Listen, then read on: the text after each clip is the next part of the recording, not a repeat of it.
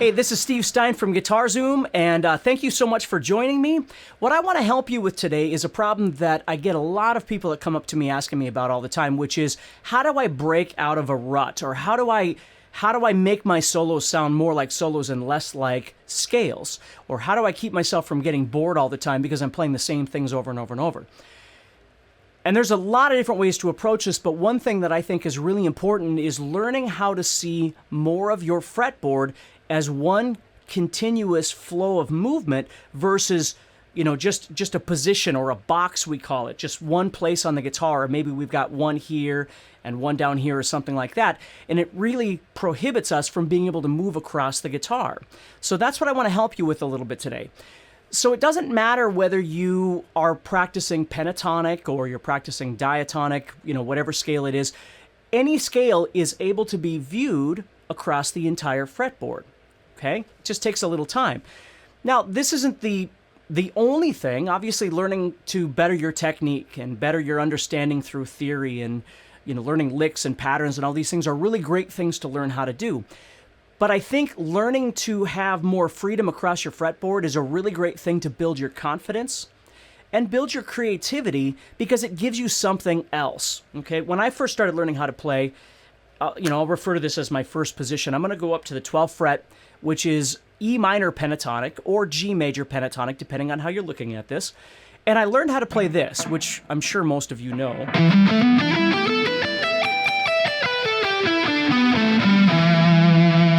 And it took me a long time to learn to get out of that one position. I would just play everything there every time, or if I was in the key of A, I would move it down to the 5th fret or whatever. And so I developed patterns, and I developed, licks. I would play all those sort of Paul Gilbert sorts of things, or some sort of repetitive lick that I'd learned, whatever it might be. But I was stuck there all the time, and I didn't know how to get out of there. And even when I was shown how I could learn these other positions, it just seemed like I don't know if I was too lazy or what the deal was, but I just wouldn't learn them. So what I want to tell you today is it's really important to break out of that for, even if it's not for somebody else, even if you only play, by yourself or whatever, just the fun that you can have of being able to play more this way across the fretboard as opposed to kind of wearing blinders and just playing up and down in one position. Okay? So what we're going to do is we're going to start with pentatonic, and then I'm going to show you a little bit in diatonic as well, just to kind of make a comparison here. But let's say that you're trying to learn how to solo, right? You're learning some stuff about scales and some licks and different things like that. And again, E minor is being played, so you're trying to target the note E or the 3rd, which is G or whatever it might be. But we're trying to find something a little more interesting to do here. So here's what we're going to do. I'm going to take this right here, and let's just break down what I'm playing right now. I'm playing the notes E, G, A, B, and D. So penta meaning 5, I'm playing 5 different notes, and then I'm playing those 5 notes again in the next octave. And then I'm going to play again, but I only have 2 more notes left, and I run out of strings. So I'm playing the same notes over and over and over in different octaves. We learn this whole thing here as one position, which is great, but understand that what you're really doing is you're playing multiple octaves of the same notes. So what we want to do is we want to learn the easiest way to begin with. Again, learning your theory and understanding things is very important, but I always think it's more important to learn how to have fun and get creative first, and then learn the whys and the hows and different things like that. So let's take that position that we're playing right now, and I'm going to refer to this as the first position. Now, it's okay if you think of it as something else, but it's the first position that we're learning how to play here off of the note E. Now, again, we could be in E minor pentatonic, or we could also be in G major pentatonic because they both have the same notes. But what we want to do is find somewhere else on the guitar to move so we're not just stuck in this one position here. So if we think about the notes, and I don't want you to worry too much about the names, I just want you to see how this actually works. I'm playing E, again, E, G, A, B, and D. And then E, G, A, B, D, and then E, G, and then I run the strings again. Again, thank you for joining me. I appreciate that. Hopefully I'll be able to help you with this a little bit, so by the time we're done, you can grab your guitar and start trying something new, something a little bit fresh, okay? So here's what we're going to do. We're going to take those same notes, but we're going to move that direction, and we're going to play the same notes. So I'm going to move down to the note D. Okay, I already played D up in here, right? I had E, G, A, B, D. So I'm just moving down to a lower octave D here at the 10th fret of the 6th string, okay?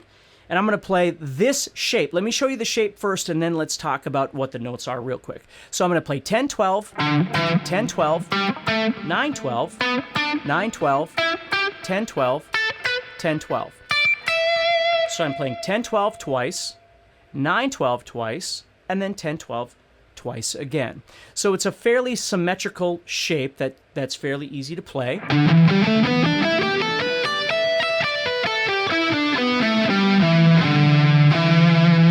Again, I'd probably, if I was playing an E minor pentatonic, I'd want to know where my E's are so I can try and target those among other notes that I can learn and things like that.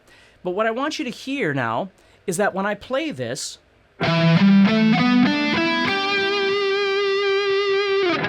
if I play those notes down here in this new position, which I'm going to call the 5th position, because in pentatonic, if I took all 5 of my pentatonic notes and stuck them all on the 6th string, I could actually create a new shape on each one of those notes.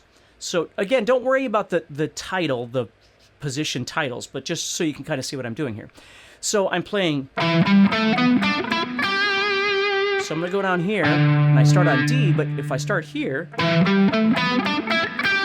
notice how I'm playing the same notes.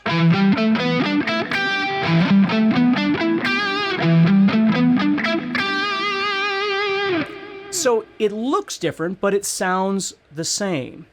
Okay, the only difference is as I move down or as I move up the guitar, I can't keep starting on E every time. Obviously, I have to start on something else, which is why, again, what I really could do is take the E and the G and the A and the B and the D, and I could put them all on the 6th string and then learn to build downward from there.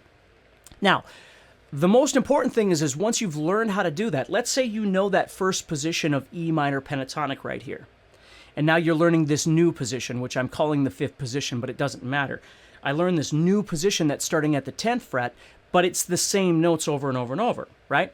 So I'm playing E's and G's and A's and B's and D's.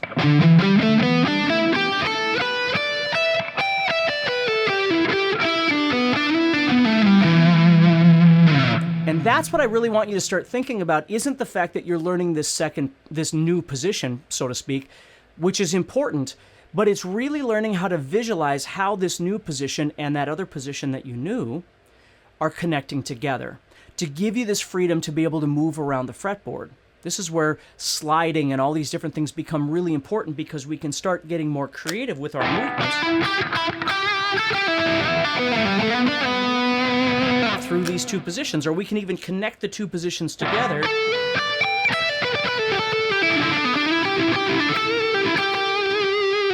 to create new licks or new patterns or new ideas, okay? So what I like about learning these other positions is it gives me the freedom to approach my fretboard in a different way, okay? I've got all these other places that I can go, and there's other ways that I can get there, right? I might move, I might slide, and just, again, the creative process. I'm not playing anything new. I'm playing the same notes, but because I'm able to visualize the fretboard this way, it's giving me some more ideas or approaches to things that maybe I haven't done before. So as we keep learning these positions, and I'm just going to go through these first two for you right now, but as you keep learning these,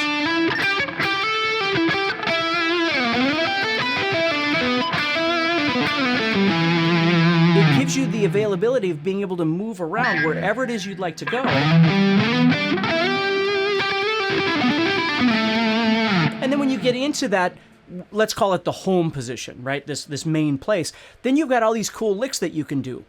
But instead of just playing all those licks all at once and then you're out of ideas, maybe you use the fretboard more this way, and then when you need something really cool that you've already established, you go back to that position.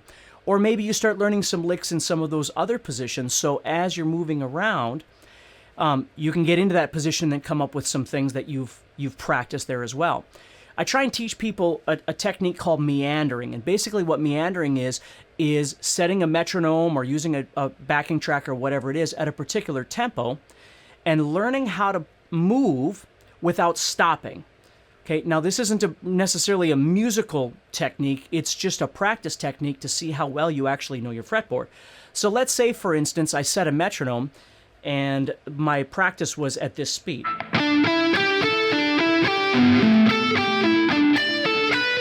So what meandering says is I'm going to move around at that tempo or at that speed, and I can't stop. What I'm going to do is I'm going to try and keep moving as long as I can before my hands freeze or my brain freezes up and I can't come up with anything.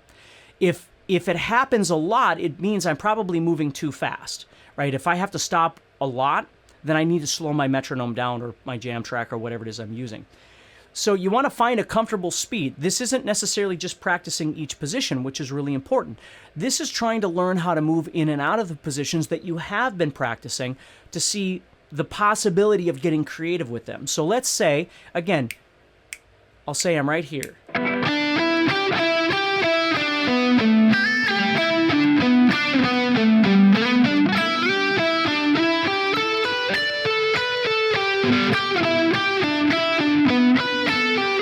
Now you can see, again, it doesn't really sound musical at this point, but what it is showing me is, am I able to move through the positions that I've learned comfortably at that tempo? So that way, if I come across an actual song that I'm playing, and the song starts and it's doing something like this, okay, I can get in there.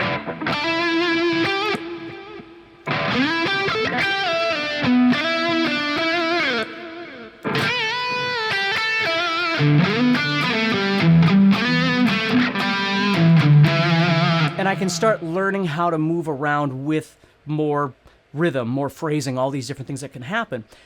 But that wouldn't have even been possible if I hadn't left this primary or home or first position, whatever we want to call it. So I really want you to start thinking about how important this could be to your playing. Now, again, I mentioned earlier that pentatonic, being that there's 5 notes, I could put all 5 of those notes on the 6th string and then build positions from each one. But I don't just want to practice playing up and down each one of these positions, which is important, okay? I also want to learn to practice this way. So I've got this musical freedom or creativity to be able to move across the guitar and make things up this way, okay? So there's lots of different ways that you can practice this. But here's my point. It's not all or nothing. Like, I always meet players that think, well, I can't jam with other people, or I can't get together with other people until I learn everything perfectly. I don't know that you ever learn everything perfectly. I think this journey, this guitar thing, just goes on forever for all of us, okay? It's just some of us have more of a comfort zone that feels good to us, and we do what we do as best we can in there, but we're always learning. We're always learning something else. So even if you only started with 2 positions and you just learned how to develop those, and then maybe the week after you learn how to play, another position that connects to that. So now you've got more stuff, or the month after, or whatever it might be. Because once you learn these positions, obviously it's nice to know where some notes are, so you can try and target notes that you're playing. When, if a particular chord is being played, you're trying to target the root or the 3rd or the 5th or whatever it might be, to make your solo sound a little more musical and give them melody, right? But that's another level on top of this. But that's certainly something that you could do, or you can learn, like I said before, licks or patterns or things like that. So hopefully that sort of makes sense to you. Learning how to play each one moving up and down is very important from a technical standpoint. But from a creative standpoint, it's also important to learn how to see how they connect together congruently this direction, so you can have some fun. So as you're learning this and as you're jamming with a jam track, don't worry so much about how fast you can play. Let that come later. Right now, just try and learn how to get more creative with your movements.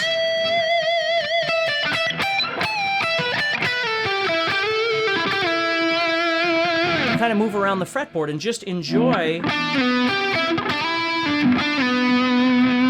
some of those movements. And again, once you get comfortable with that, move to another position, learn another one, and keep going. So again, so I don't waste your time, let's go ahead and look at diatonic real quick. What we're going to do is just use G major, E minor, depending on how you want to look at it. And I'm going to move down here to the 3rd fret. So what I'm going to be doing is playing this position right here. It's called a spread fingering, and it looks like this.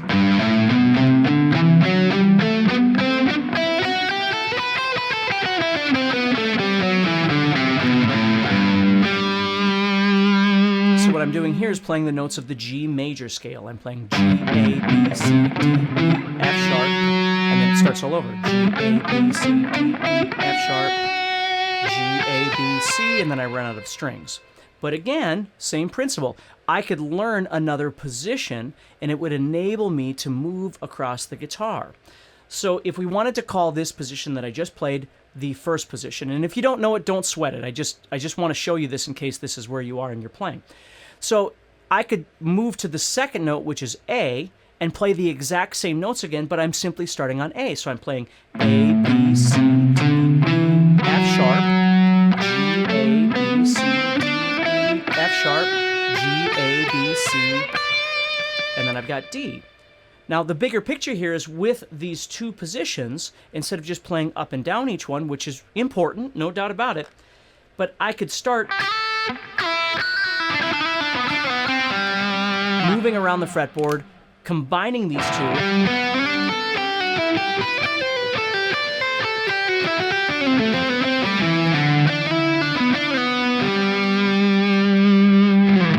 and as I get comfortable with that, I learn another position and that sort of thing.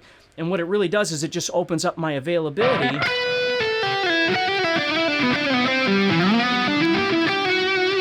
being able to move around wherever I want to go. So if I hear the sound of a chord, like a G, I can think,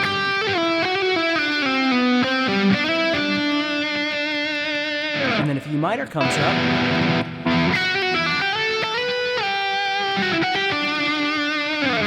and then a D, whatever it might be.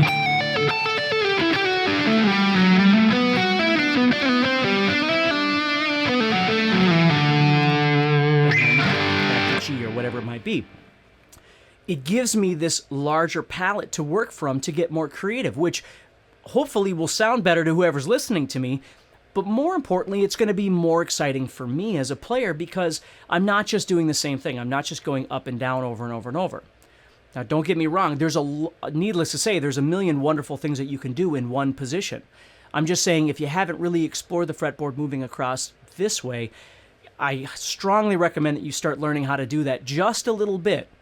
Again, don't adopt the all or nothing attitude where you have to develop all 7 positions of diatonic or all 5 positions, or you have to learn every, scale and every key. Just start with something that's kind of in your wheelhouse at this point. What keys do you play and what scales are you learning, and how could you take just that idea and start spanning it out across the fretboard a little bit more to have some fun and get more creative?